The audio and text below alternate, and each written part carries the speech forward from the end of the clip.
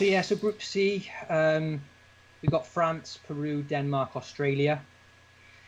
It's a tricky one. I mean, like I said before, when I looked at it on paper before I really did any research, and I kind of assumed Peru would be not the whipping boys, but I didn't really know much about them. And having done research now, I actually think Peru are kind of like dark horses in this group. Australia, I love watching the Socceroos. Like, they're always passionate in the World Cup, and you've got Cahill, and he always seems to turn up, doesn't he? So I'm not suggesting to go for any Australia players. Like, I wouldn't personally, but yeah, I can't see them doing too well. But you never know, because they have got a lot of passion behind them. For France have got a great squad, but I struggle to pick. Apart from their forward line, I don't really fancy much of their team. You know, they got great players, you know, but I'm just not sure. I'm not sure about them. My gut instinct says they'll win that group, but I'm not too sure about them. Obviously, you've got Griezmann and Mbappe. I think Mbappe could be the big player for them. Everyone obviously looks to Griezmann, but Mbappe's had a good season for PSG, and I just rate the guy. You know, rate him very highly. Obviously, Denmark, you've got Christian Eriksen. Like I said earlier, he's in my team. It's it's not an easy group, but I still think he's a good pick. You know, against Australia and Peru as well, potentially. It's funny. Also, Jay, you mentioned Sisto earlier for Denmark, and I didn't know much about Sisto, but I did see him play in their playoff against Ireland, Republic of Ireland, and he looked very dangerous. He looked very dangerous in those games. So Eriksen got all the plaudits, he scored hat tricks and that kind of thing, but Sisto looked very good as well, actually. So as an outside punt, he could be a little bit of a fun one. Well, that's what I'm hoping for. I think maybe 10 games unbeaten or something. They didn't lose to Argentina in the group.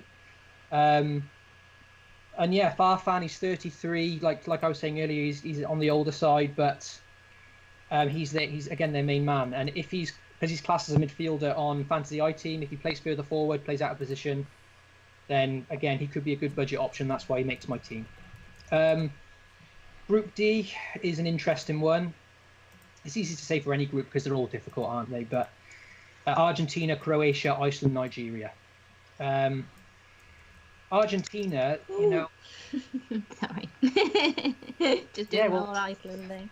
That's why it's a tough one, isn't it? Because Iceland, you know, they bring the heart, don't they? Iceland bring the passion, the heart. Hold the door is going to be there in goal. Exactly. Do me proud. The door's there, literally holding the clean sheets. Yeah, Iceland, you know, they've got a main man in Sigurdsson, you know, so Sigurdsson has missed some of the season injured. Again, it depends if he's fit and playing all the games. If you're going to pick any player from Iceland, it's Sigurdsson, or obviously Hold the Doorson if you want the Hold the Door guy, the goalkeeper. But outfield, you know, Sigurdsson's their only player I would go for. Obviously, you've got Goodmanson for Burnley too. He had a good season for Burnley, but not prolific, not a goal scorer. So Sigurdsson on free kicks, penalties.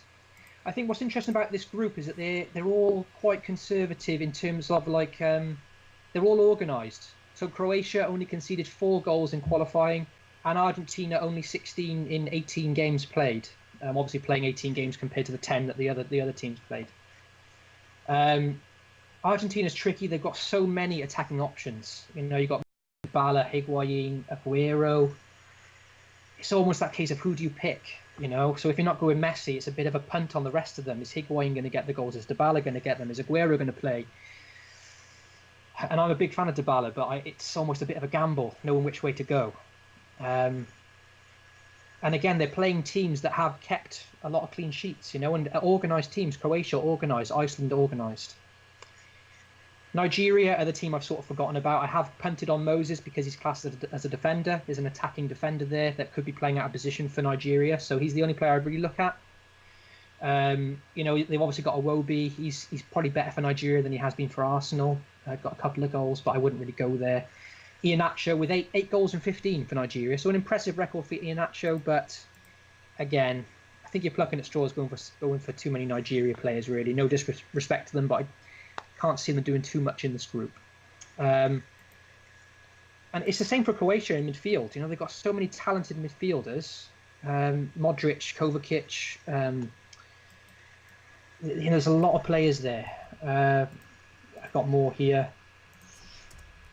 Rakitic, Brozovic, even Perisic. You know, a lot of attacking, talented midfield players. Granted, Perisic is more of a forward player, but again, it's who do you pick out of those? You know, it's very hard to pick them.